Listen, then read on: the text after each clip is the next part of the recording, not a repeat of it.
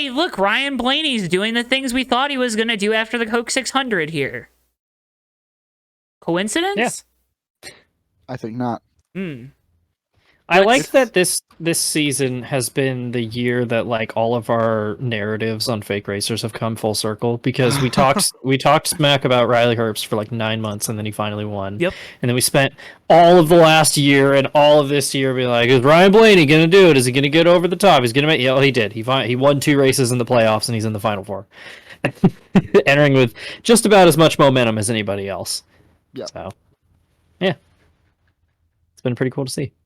I enjoyed it. It was nice to see him after that win. You could tell he's extra pumped up. Well, he came over and was nice. Good stories, good storylines. Good story. And Ryan Blaney's a cool dude. Like, that's the other thing. This Final Four, let's be honest here. We got one guy that likes candles, 2 guys that are race car drivers, and Ryan Blaney, who is probably the coolest out of all the guys, but has an owner that doesn't like him talking. Sorry, Roger. So the Final Four, we can talk more about it, but having Ryan Blaney in the Final Four, if he can seal the deal this weekend, it gives you maybe a marketable star, right? Oh yeah, that would be so good for the sport in so many ways. It's definitely never going to go back to the days of old when a driver would win, and I'm sure there's going to be a media tour and all that stuff, but it's going to be like he's going to be the closest thing we get to that, like early 2000s, late 2000s. Like they're going to be on the Today Show, and everyone's going to actually care for once, and it's going to move the needle somehow. He's the closest we have to that, because he's like, I know, like this sounds dumb, but it matters. He's an attractive guy. He's a great driver. And he's like we've talked about over and over again, like Joe says, he's genuinely cool. He's like relatable, and he has interests that lie outside of just driving a car in circles all day. And they're not niche. You know what I mean? Like dude has been to a bunch of Marvel movie premieres and the Star Wars premieres, and has done like stuff that, this is the thing that's so frustrating, is you see like influencers and stuff, and they do all this cool stuff, and that's what gets people to buy into them. Well, if race car drivers, would show off the cool stuff they get to do because they're race car drivers, they'd be a little bit more marketable, right? This isn't gonna land well here, but I think most people don't understand what I'm saying. This is similar. It's kind of similar to what I have said about Denny Hamlin the last couple weeks. Guy who is, is in the mainstream media in some way, shape, or form, like can be related to it and relates to it, and is willing to be that guy, even though Roger is going to be like, but like, whatever. Clean cut, shave your beard, silly goose. There's something so bleak about the fact that we're like, this guy he's interesting because he's into the 2 most famous media properties in the entire world. I mean, like, that's how little we're working with as NASCAR fans when it comes to our drivers. I mean, but I agree with you. I agree that kind of sucks, but I mean, it's what we got. Yeah, it's something. Hey, it's something. Yeah, there is a relatively small crop of just young drivers scattered around the Xfinity and Truck Series that do kind of have that niche interest. You can kind of see the humor, and you can kind of as we're all basically children of the internet. We can kind of relate to it in that way, which I think is far more relatable now than liking Star Wars or whatever for at least the younger audiences, right? But it's my concern, and this is where I'm sorry, I always harp on this topic and I always go off on it, but my concern is that by the time they get a cup, it's going to be wiped away. Carson Hocevar is a great example. He's made a lot of progress in being way more likable lately. He always had a good sense of humor, but being a better race car driver has definitely helped the public opinion of him.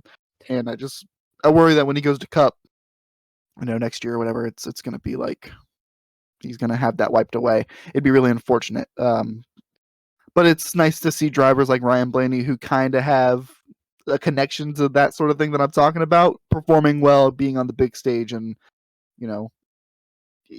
honestly, from the sports perspective, purely, hopefully going and winning the championship and being the face of the sport. So, And we always get back to the two biggest names right now in the sport are Chase Elliott and Kyle Larson, right? I think that's easy. You see it at the racetracks, right? Whose gear do you see the most of? Chase Elliott, Kyle Larson. Kyle Larson appeals to the hardcore race fan. I'm not going to deny that. Dude can wheel anything. He knows wheel. Chase Elliott is a legacy driver. He's his dad drove for Dale Jr. He took over for Jeff Gordon. Got big sponsor. He's a good race car driver. Drives for Hendrick. He's a legacy guy, and that's where he's gotten a lot of his fan base. Ryan Blaney's in this weird nexus where, yeah, he drives for a top team that has a decent fan base, right? I feel like Team Penske's it's a well-known name.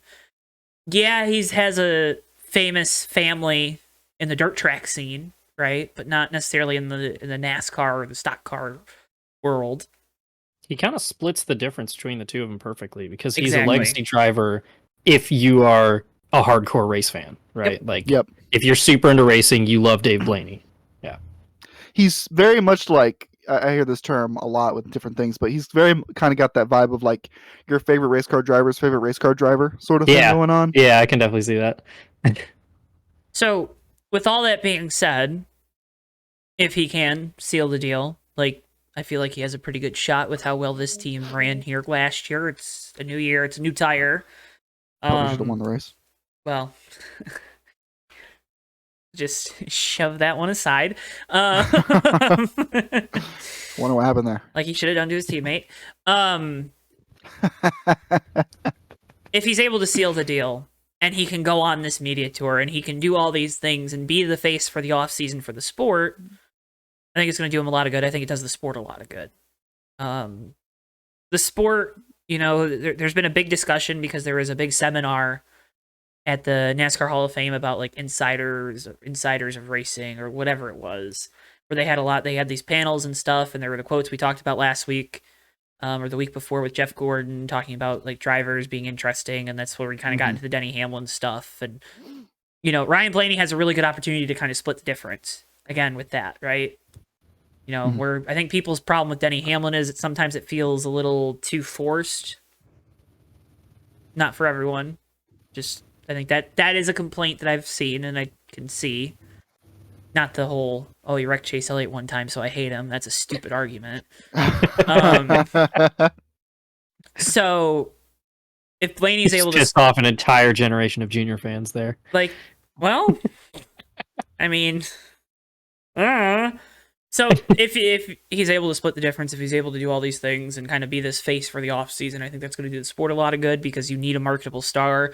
You're going to have the playoff Netflix show coming up this next year, which is kind of feels like it's been swept under the rug, which is a good thing. Yep.